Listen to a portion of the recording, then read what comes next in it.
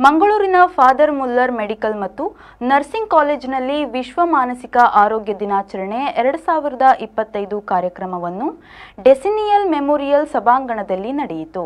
ಜಿಲ್ಲಾ ಕಾನೂನು ಸೇವೆಗಳ ಪ್ರಾಧಿಕಾರ, ದಕ್ಷಿಣ ಕನ್ನಡ ಜಿಲ್ಲೆ, ದಕ್ಷಿಣ ಕನ್ನಡ ಜಿಲ್ಲಾಡಳಿತ, ಜಿಲ್ಲಾ ಪಂಚಾಯತ್, ಜಿಲ್ಲಾ ಆರೋಗ್ಯ ಮತ್ತು ಕುಟುಂಬ ಕಲ್ಯಾಣ ಇಲಾಖೆ, ದಕ್ಷಿಣ ಕನ್ನಡ ಮಂಗಳೂರು, ಜಿಲ್ಲಾ ಮಾನಸಿಕ ಆರೋಗ್ಯ ಅಧಿಕಾರಿ ಕಚೇರಿ ಮಂಗಳೂರು ಹಾಗೂ ಫಾದರ್ ಮುಲ್ಲರ್ ಮೆಡಿಕಲ್ ಮತ್ತು ನರ್ಸಿಂಗ್ ಕಾಲೇಜು ಕಂಕನಾಡಿ ಮಂಗಳೂರು ಇವರ ಸಂಯುಕ್ತ ಆಶ್ರಯದಲ್ಲಿ ನಡೆದ ವಿಶ್ವ ಮಾನಸಿಕ ಆರೋಗ್ಯ ದಿನಾಚರಣೆಯಲ್ಲಿ ಗಣ್ಯರು ದೀಪವನ್ನು ಬೆಳಗಿಸಿ ಉದ್ಘಾಟಿಸಿದರು.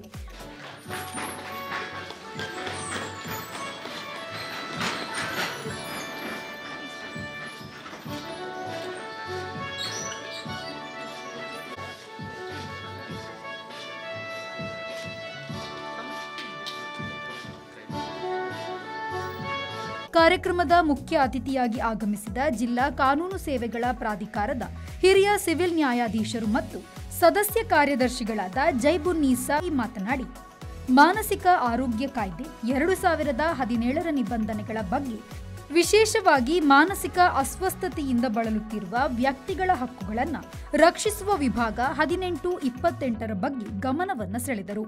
ಈ ಮಾನಸಿಕ ರೋಗಿಗಳು ಕೂಡ ಮನುಷ್ಯರಾಗಿದ್ದು ಅವರಿಗೆ ಭೂಮಿಯ ಮೇಲೆ ಬದುಕುವ ಎಲ್ಲ ರೀತಿಯ ಹಕ್ಕು ಇರ್ತದೆ.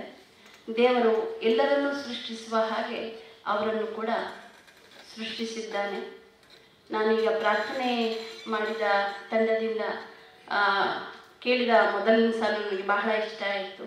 ನಾವು ನೇಕಿಕ ರಾಷ್ಟ್ರ ಅಂದರೆ ನಾವು ನ್ಯಾಯದ ಮಾರ್ಗದಲ್ಲಿ, ಒಳ್ಳೆಯ ಮಾರ್ಗದಲ್ಲಿ, ನೀತಿಯ ಮಾರ್ಗದಲ್ಲಿ ನಡೆದಲ್ಲಿ ದೇವರು ನಮ್ಮ ಬೆಂಬಲಕ್ಕೆ ಯಾವಾಗಲೂ ಇರ್ತಾನೆ. ರಬ್ಬ ಹಮಾರೆ ಸಾಥ್ ಹೋಗಿ ಇಸ್ಲಿಯೇ.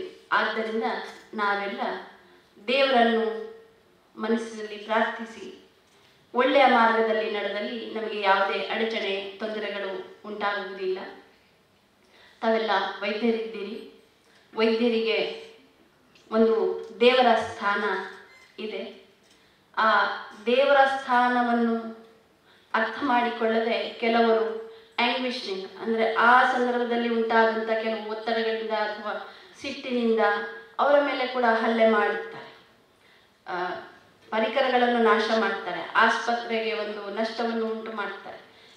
ಜನರಿಗೆ ಆವಾಗ ಅರ್ಥ ಆಗೋದಿಲ್ಲ. ಅದರಲ್ಲಿ ಎಲ್ಲರೂ, ಕೆಲವರು ಮಾತ್ರ ಮಾಡುವಂಥ ತಪ್ಪಿಗೆ ಎಲ್ಲರೂ ದಂಡ ತೆರಬೇಕಾದಂಥ ಸಂದರ್ಭಗಳು ಇವೆ.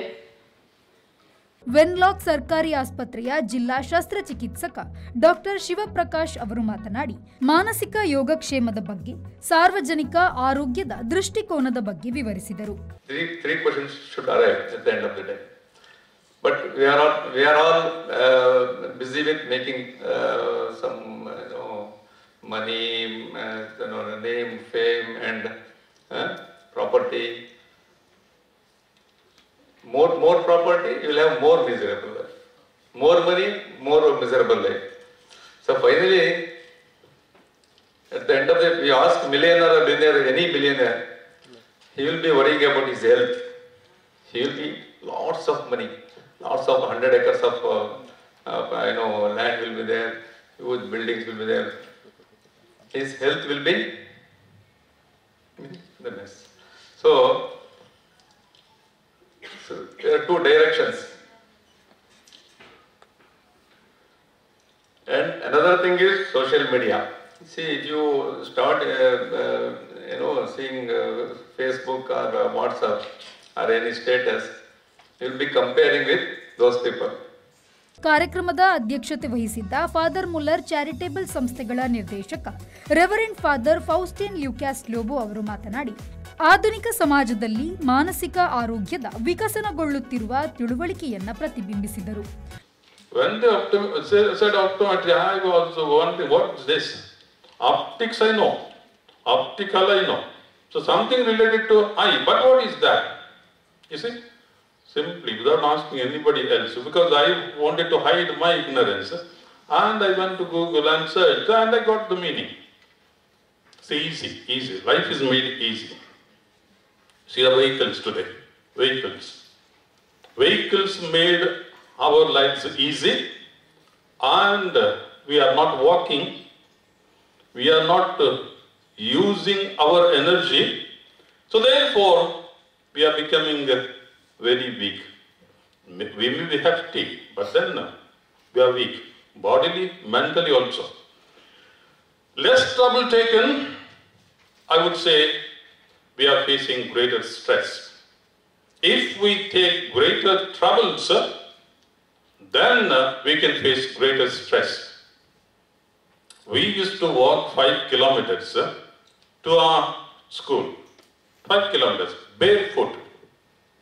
Today, can you imagine? And that has toughened our mind, our mental strength. We have to work at home like any other worker.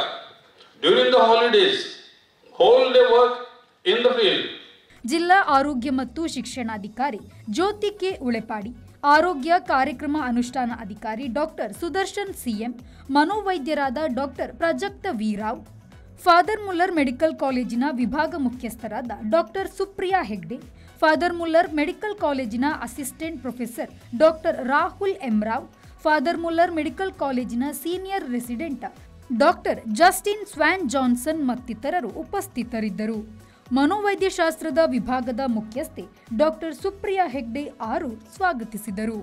Sharath Salian, ವಿ4 news, Mangaluru.